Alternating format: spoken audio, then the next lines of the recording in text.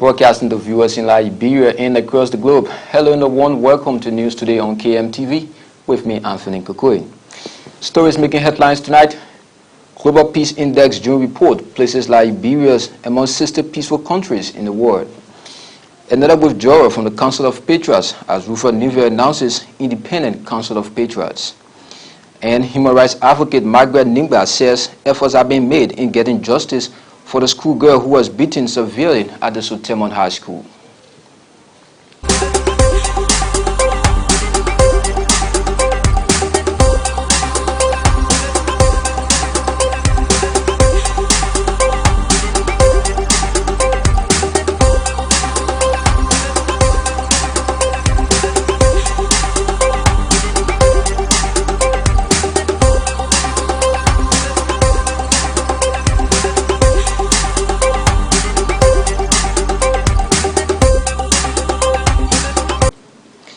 Begin in Sinkhor, where the independent legislative, that's the Council of Patriots, was launched. The Council of Patriots seems to be losing connection values with another group taking it back to the pro-democracy group.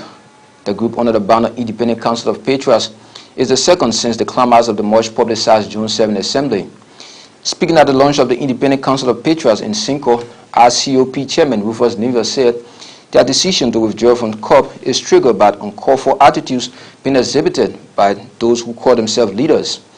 The pro-democracy advocate, who on behalf of the organization pronounced a US 50,000 loan for market women, said popularity for political gains, financial misappropriation, and self-seeking glory are reasons for their withdrawal. We're supposed to come there and talk for the interest of our people. But since the Council of Patriots, the current Council of Patriots are deviated, we are also pleased to inform you that we have agreed from civil society to establish the Independent Council of Patriots. The Independent Council of Patriots will do nothing about politics. The Independent Council of Patriots will be a civil society movement that will pressurize the government to do for our people, especially to give loan to the market women. The current Council of Patriots, you have government officials there. For the Independent Council of Patriots, there will be no government official on the Independent Council of Patriots. In fact, we'll have a slot on the RCOP for the market people. We'll have slot on the RCOP for the Liberia National Student Union, for FLA, for all of the political parties at the University of Liberia and all the universities around town. But we'll avoid any form of political influence. And my concern, the reason why we are launching the Independent Council of Patriots in this market hall is because our first project is to provide loan for the market women. One thing I can tell you, or we can tell you from the Independent Council of Patriots, is that we have the ability and the capacity to lobby and to put pressure on the authorities to provide opportunity for you. Our people have suffered so much. Meanwhile, the chairman of the Independent Council of Patriots has vowed to take the organization at the level of advocacy and not politics, as was done by the Council of Patriots. When we organize the Council of Patriots, all of us agree that it will be a non-political movement. Strange things are happening in the Council of Patriots. There are unusual political maneuvering and control, which I cannot work on, which a lot of civil society groups cannot work on. So we are spinning off into the Independent Council of Patriots, the RCOP. And our first project is to cater to the market women. If we ever do a GoFundMe project, it will be to provide money directly to our market women. If we ever pressurize the government to look in the budget and get some money out, it will be for our market women. Most of you here, you sustain the homes. The men are not working. Some of them working, but the money is small. If you don't come here to sell bitter ball, sell pepper, the children will not eat. So, President, we must understand that the best way to improve the economy is to cater to the market women. Yes. You solve market women problem, all the knows you solve it. Yes. The children will be in school, they will pay the rent. So, on behalf of the Independent Council of Patriots, we will start the project for the market women loan. And we'll provide a little amount of 50,000 to kick the process up. The United States Agency for International Development, USAID, in cooperation with the University of Liberia's Institute for Policy and Research Study, the government of Liberia, policymakers, and multilateral and bilateral donors today kicked off a two-day conference on Liberia's development. The Liberian Development Conference is aimed at discussing ways of improving the design of implementation of development policies in Liberia to support a vision of prosperity and self-reliance. U.S. Ambassador to Liberia, Christine Eddard, who spoke at the opening of the conference, outlined some strategies that Liberia can utilize and accelerate to the development of a middle class, which is essential to the economic growth of the country. By helping the poor to get on their feet, Liberia can also accelerate the development of a middle class, which is absolutely essential for sustained economic growth. The IMF program that Liberia is negotiating can help stabilize the economy while preserving existing necessities in healthcare and education upon which Liberia's most vulnerable populations rely. It will also drive needed reform of Liberia's public sector wage bill, its monetary and fiscal policies and institutions. Our recent USAID country cooperation and development strategy reflects the continued commitment of the United States to help Liberia to achieve the goals outlined in the Pro-Poor Agenda. That strategy has been specifically designed and will guide U.S. development assistance for the next 5 years with the Pro-Poor Agenda in mind and aligns with all of the pillars therein. As stakeholders, all of us in this room, each time we look back and we evaluate honestly how effective certain decisions or initiatives have been, are reminded that development is an iterative process. It requires the capacity to change over time, to build on successes, and to learn from mistakes, with the ultimate goal of developing more viable policy options and laws. It requires cooperation among all branches of government, consultations among all stakeholders, research and analysis, planning and strategic capacity, and rigorous evaluation and monitoring. You're watching News Today, have an hour news presentation that brings you up to date with unfoldings in Liberia. Still ahead of us, Global Peace Index June report places Liberia among 60 peaceful countries in the world. This plus many more developments all coming up right after this break.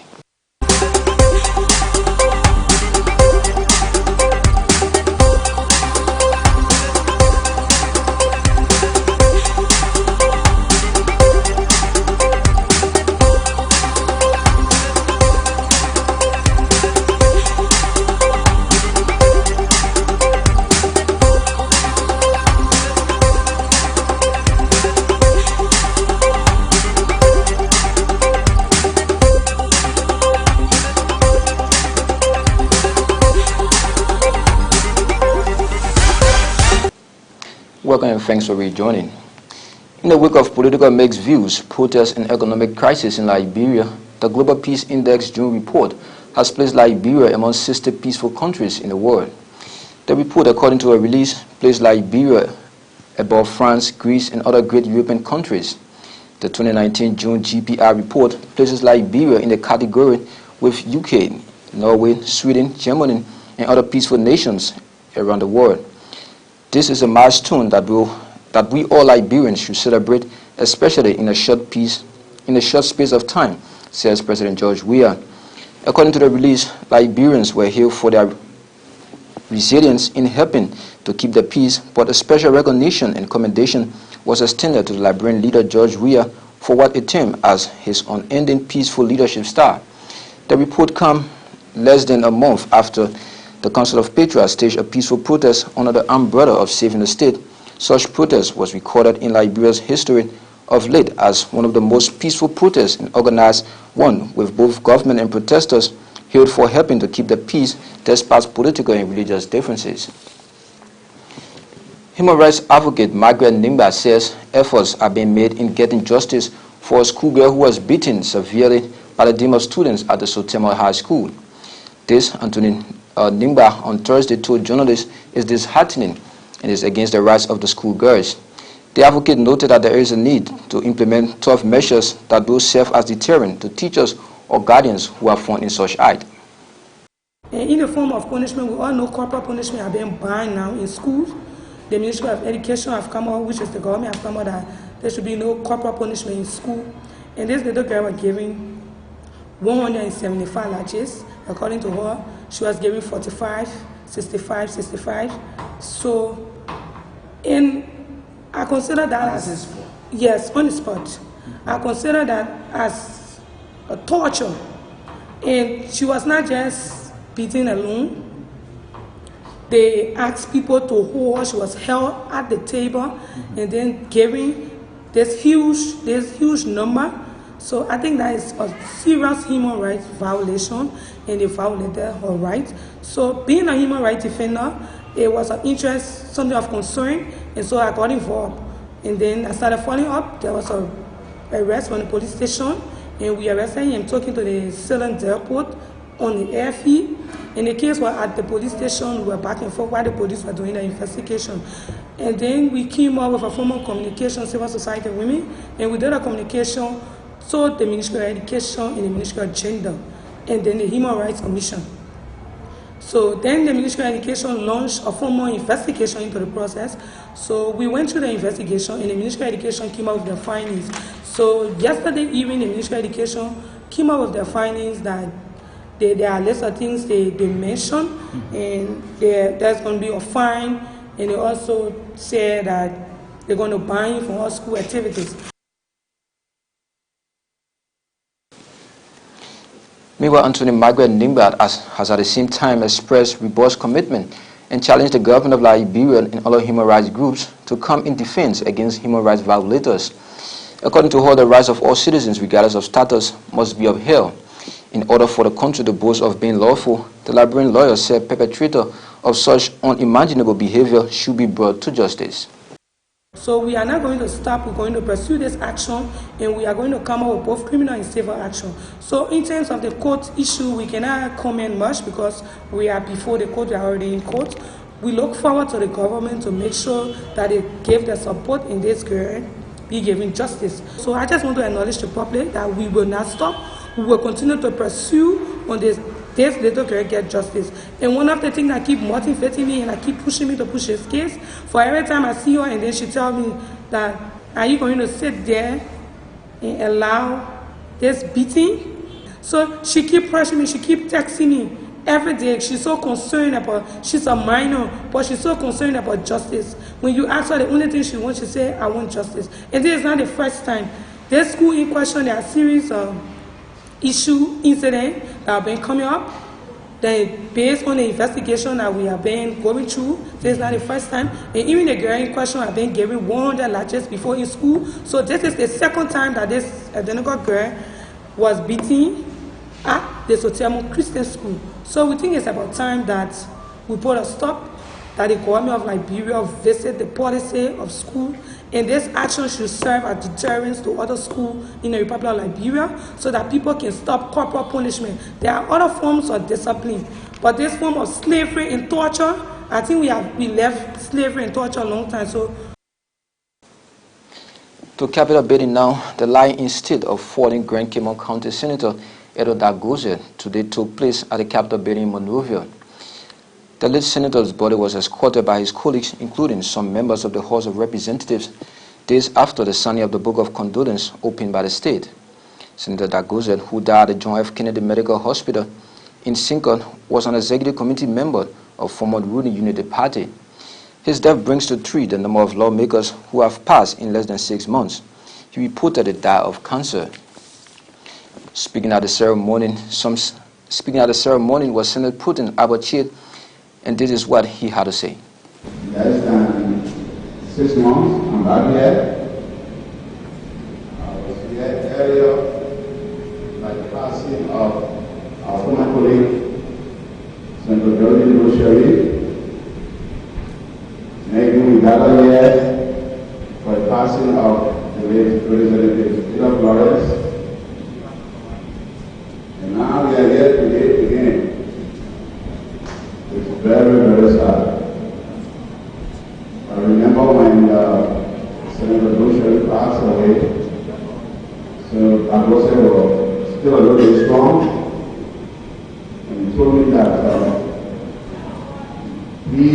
Senator Sherry, and one of our friends from the LRA were all in India seeking medical treatment. The first who died was the guy from LRA, then followed by Geraldine. Then he told me, put them, and the last person standing. Unfortunately, he's gone. But we want to thank his wife, his family, his friends, who stood by him during his period of illness. Also speaking at the ceremony was House Speaker Dr. Buffers Chambers. That was a man. Thankfully, you have a reverend here whose name suits the character of the late Honorable. Meaning he had and he showed mental discernment, and that is sagacious. We have very sagacious here. We want to say that the Honorable Jose climbed mountains, and these were Cape Mountains. Cape Mount is being named Cape Mount because of the mountain, I believe. Whenever he visits distinguished tourists, this is a testimony that all of us have felt and are feeling. In the midst of life, there is death. It was God who gave it, and He has given it. To the family, I say, keep peace, have solace in the Lord. He will give you graces overflowing with abundance. Well, with that development coming from the Capitol building, that's how we go home in today's edition of KMTV News Today. But before we go, a recap of our headlines. Global Peace Index June reports places Liberia among 60 peaceful countries in the world. Another withdrawal from the Council of Patriots as Rufus Newville announces Independent Council of Patriots. Human rights advocates Margaret Nimba says efforts are being made in getting justice for a schoolgirl who was severely beaten at the Sotemont High School. We say many thanks to you for always joining our news broadcast from across the globe. On behalf of the entire team here, my name is Anthony Kugwe. Good night.